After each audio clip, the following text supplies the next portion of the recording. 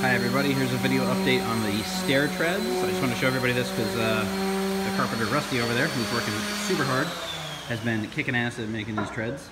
He's got them all cut, they're ready to go. I don't know if you can notice, but there is a curve on each end to match the curve of the stairwell as it goes up on both the left and right side. So each of those has been beautifully tuned to fit perfectly in the stairwell. They look really good.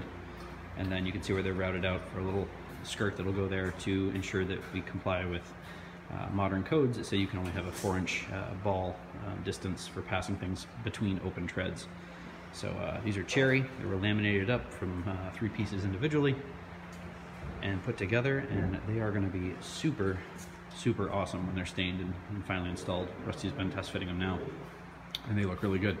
Over here, because we happen to be right here, you can see that the fireplace opening is effectively finished in terms of the structural part of it, and they've blocked it all the way up to the ceiling, so it's ready for the stone veneer, which will be the same as what's on the outside of the house, which I assume the masons will do when they come back over to do some of the other exterior work that needs to be done.